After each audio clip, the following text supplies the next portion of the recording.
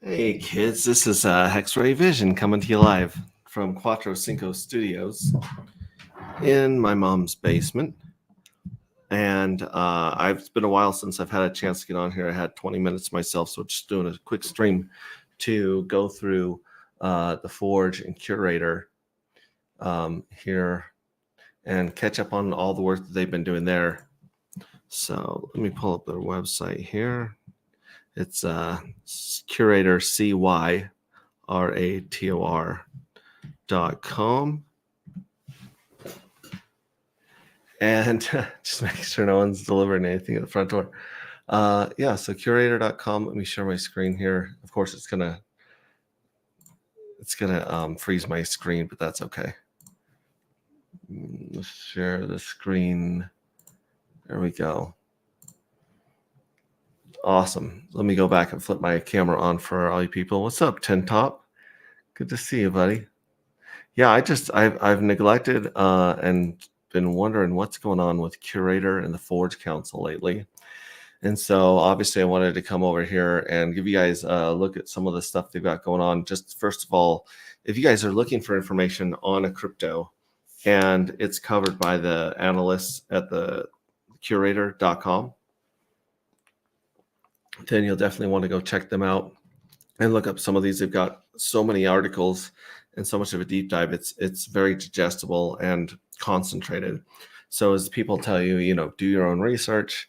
That's great, but most people's research is just watching YouTubers that are like, these are the next 10 altcoins that'll pump on this chain or that chain or whatever, and that's, you can get kind of an idea on the surface level of a lot of those things. But here on Curator, I like it quite a bit. Let me actually see if I can break this up a little bit bigger for you guys. There you go, in case you're watching. So right here at the very top, you've got the feeds, project, people, and voting.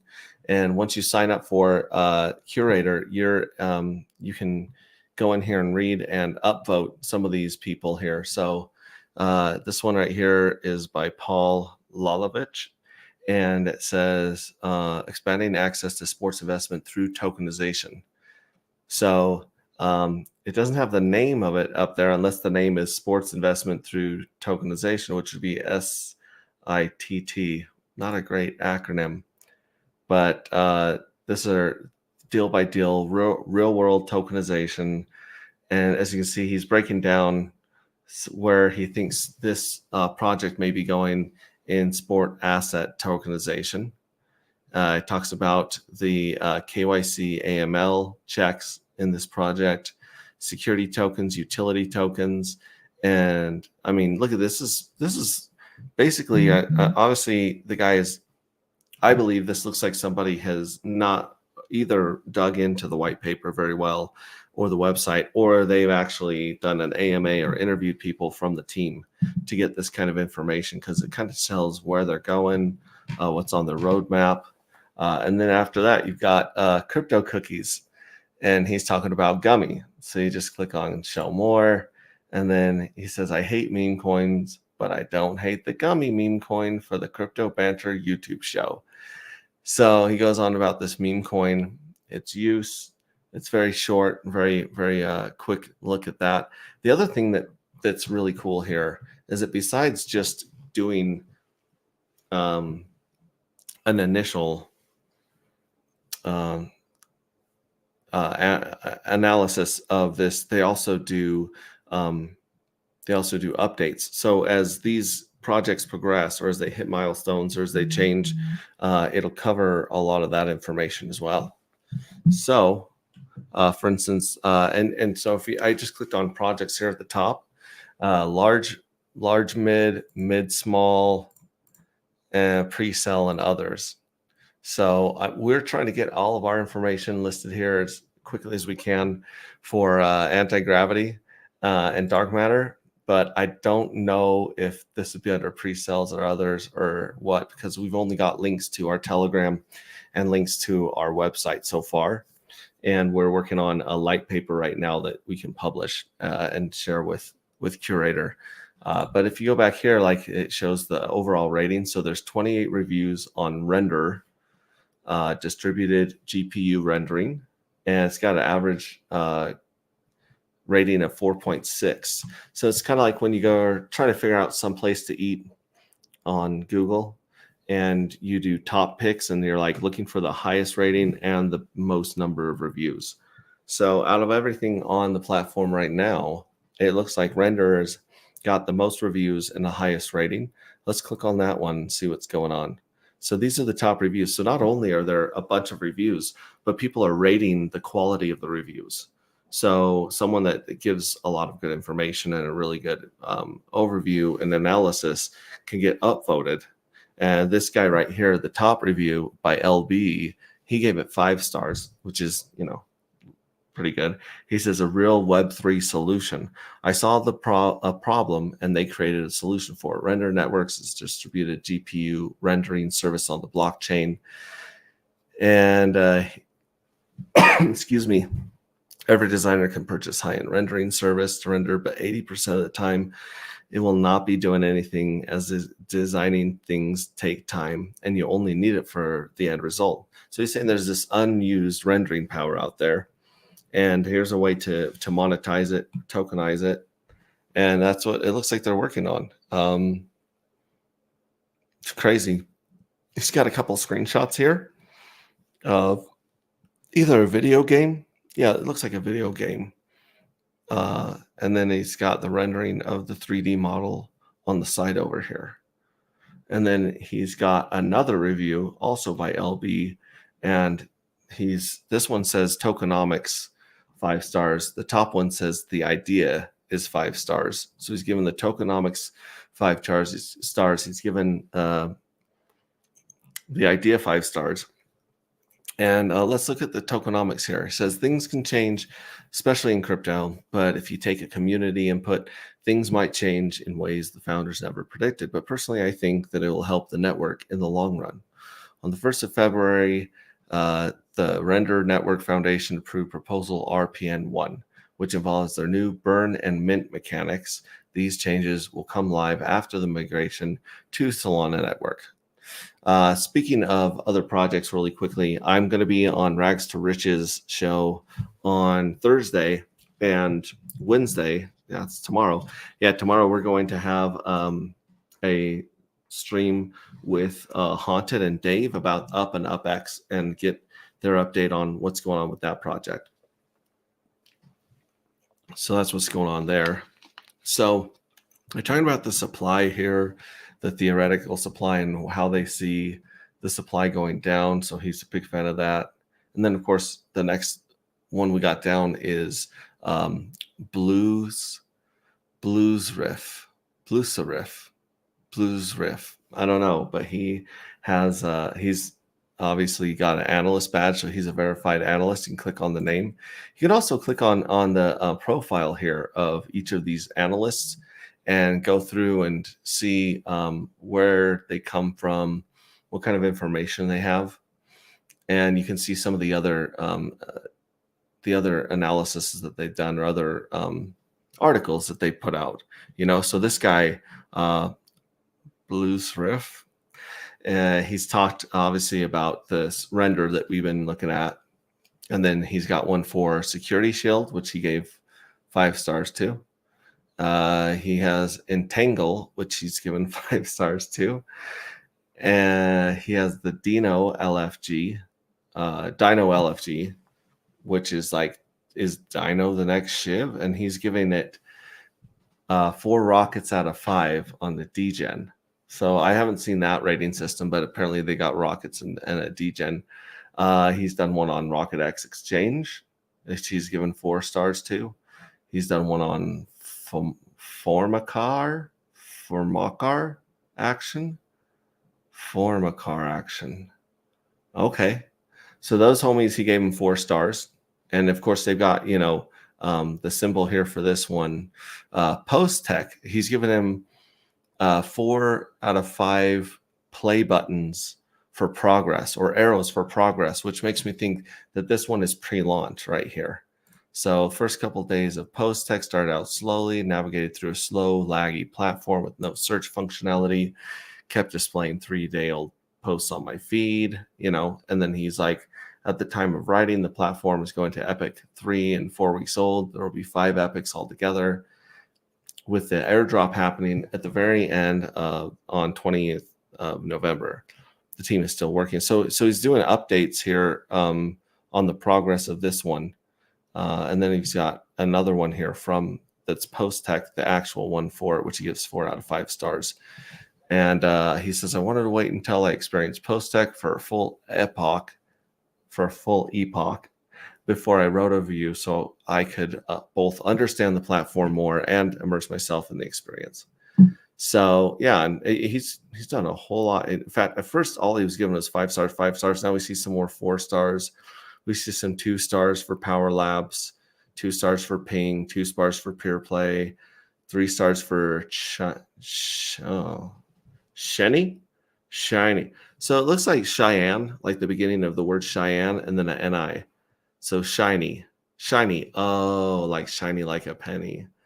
Oh, you kids and your spelling. Let me go back to stream here. We have Tin Top, and we have 13 other people. Like and subscribe. Share this if you like, and definitely follow Curator.com on Twitter, and the Forge Council. The Forge Council is at Pulse Chain Forge. So at Pulse Chain Forge is that one. Oh, we've got a buddy here in the backstage. If he wants to go on, what's up? How you doing, PON Dub David? A proof of no work dev, but I like to call him Pon Dub for short. How you doing? Hey, what's going on, man? Good. How you doing? I'm doing great. I've been so buried in working on our own updates and streams, and pumping the wish well and letting people know what's going on there, that I'm like, I need to get back and put some more love into the into the Curator and Forge community, because I really like what they're doing over there, Mark and those guys. So I have about 7 more minutes or so, and maybe 17 minutes till I got to go pick up my kids. And I was like, I'm just going to start streaming and go through the site and kind of show people some of the stuff they're saying, some of the analysts, their personalities, and go from there. I was going to pull up the Forge too, but I don't know if that's got a link here or if that's got. Did you pull up? They've released a private beta version of the Forge. So you go to forgenfts.com. Okay, let me pop that open here and switch. But let's see, forgenfts.com. And then, there's a projects, community, and white paper. If you click on the projects tab, this is what will take you to what the Forge will look like. And it's basically just the same layout as Curator. Oh, really? So very, very similar. Yeah, very, very similar. I mean, this is just a beta here, so it's not quite ready, I don't think, or will be completely how it will look when it's finalized. But this is what the platform will basically look like, and it's going to very much remind you of Curator because it's almost the same style. Awesome. Let me unfreeze my camera here, because every time I share a screen anytime I do anything, my screen. I see that, man. Every time you're always like that. I try to do a really good face, and it's always not flattering at all. But yeah, here's the Forge right here. And you said obviously they've got their NFT sale open right now, and they're sold through their 4th trench right here, or their 4th phase of NFTs right here. So right now they're currently $140 for each of your NFTs if you want to buy some there. And again, these NFTs are not just kind of cool and interesting looking, but they offer you special privileges and special uses inside of this Launchpad, right? Yeah, they're governance NFTs. So what they'll allow you to do is take a role inside of the Curator or the Forge Launchpad, and you'll be able to make decisions on what certain projects are going to do along the way.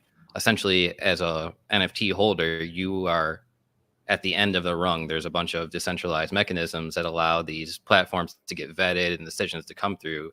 But at the end of the day, the NFT holders kind of make the final decision and vote on all the finalized proposals.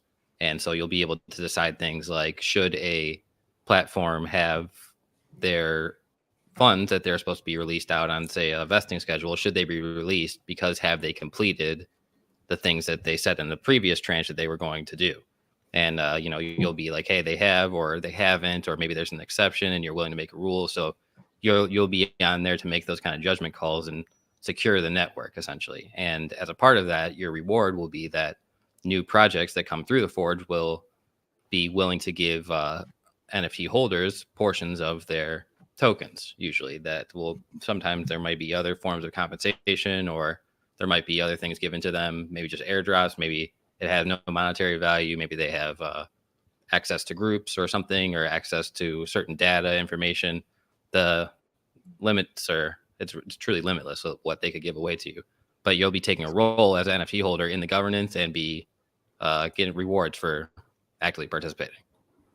So, for instance, with my project right now, we're trying to get the code finished, the smart contracts finished. We're also working on getting audited, and we're also working on getting the mobile site launched.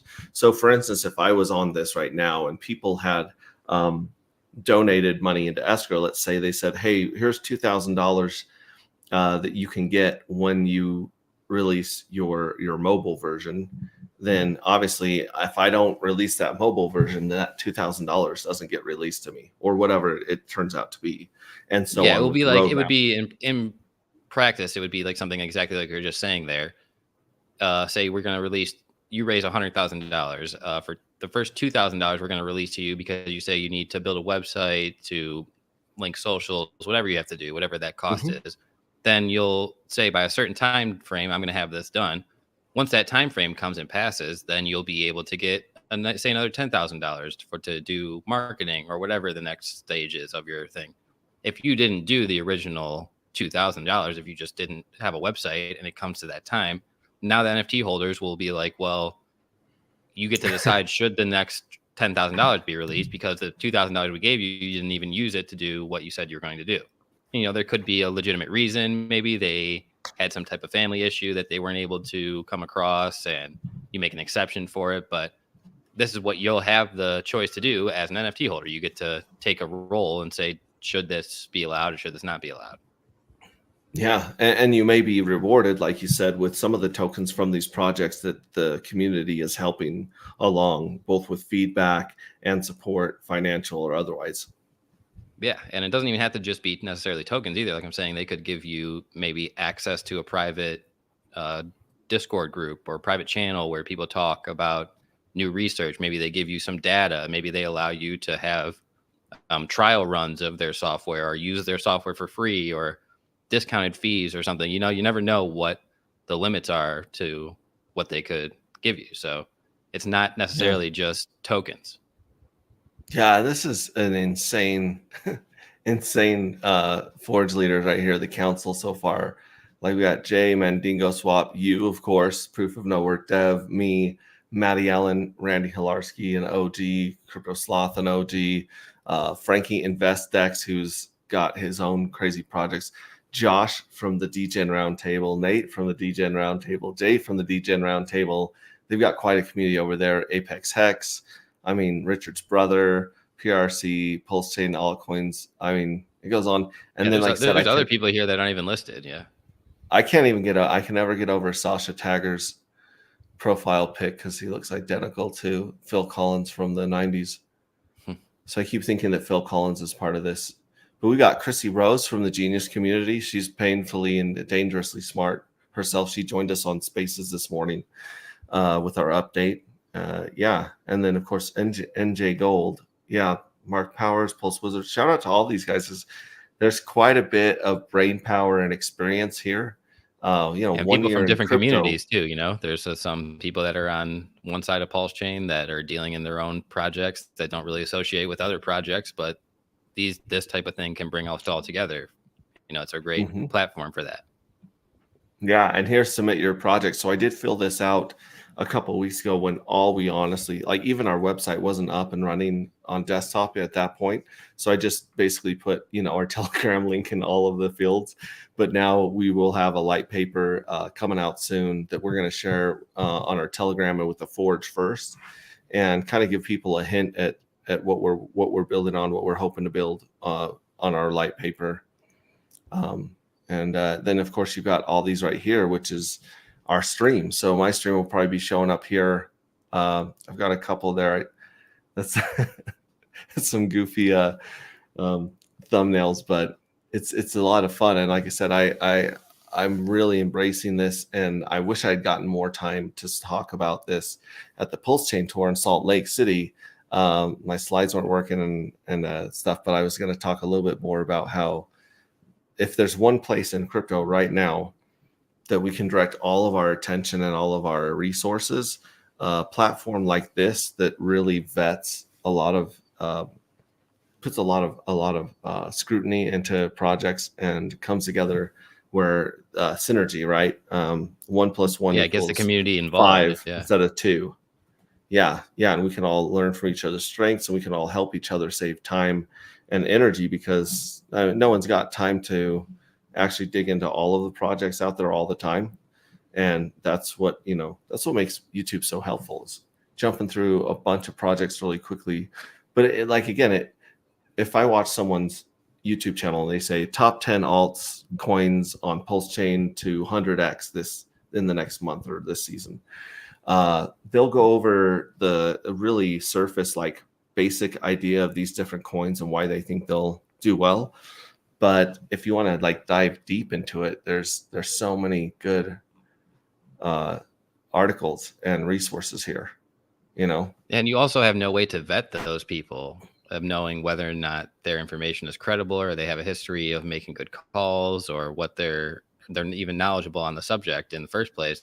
So what something like this curator does is, through the upvote mechanism and the super upvotes and the rating system for all of this, it allows you to see what someone, you can go visit an individual profile and see what some person's opinion is on everything that they're reading or their rating. Is it all 1 star? Is it all 5 star? Are they in the mid? Are they really biased towards one group? Are they really biased towards something else?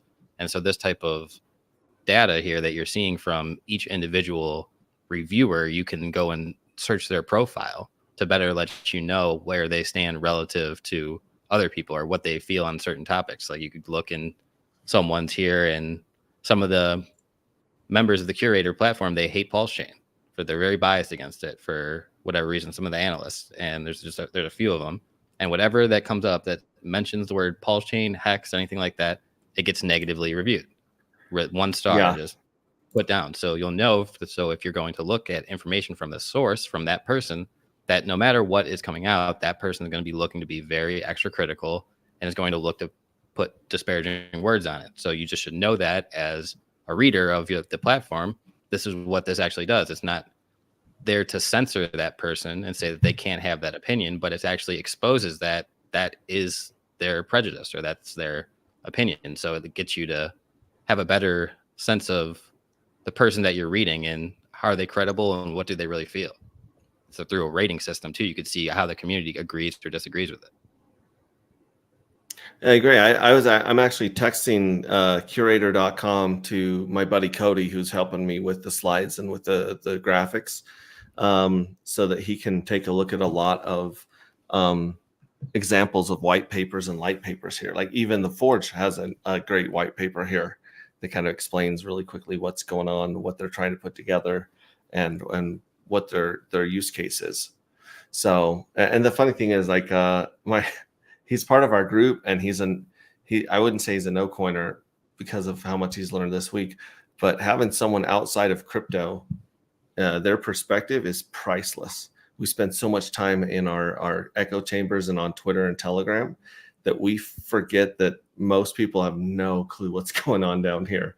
Right. Yeah. And so he'll ask, like, for instance, he asked me the other day, is like, I've heard a lot of people talk about mining, and I don't know what mining is. And it was like, oh, like we just take this stuff for granted, but it's great to have someone ask you that and then say, okay, well, how would I explain mining to someone who's not familiar with crypto?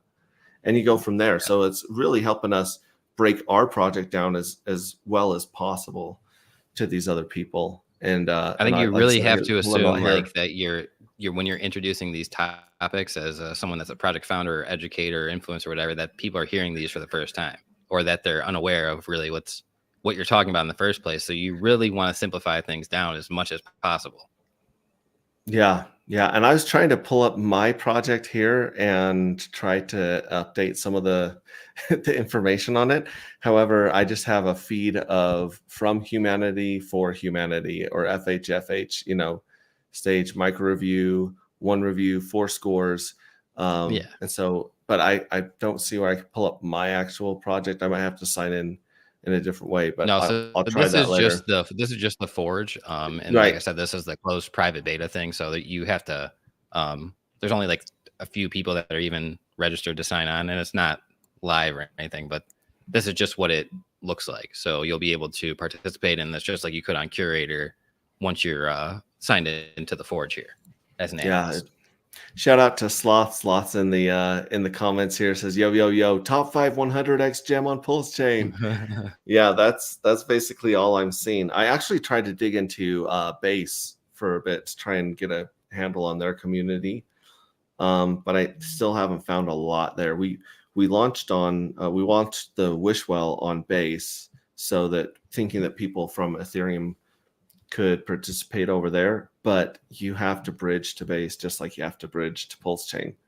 So Right. we have a few donations or a few wishes coming in from Wishwell or from Base. But when I look up Base on YouTube, or I look up Base on Telegram, there's not a lot of Base only channels or Base only information. I don't know, what have you had dug into the Base community at all? And it's all, it's also a layer 2 created by Coinbase, right?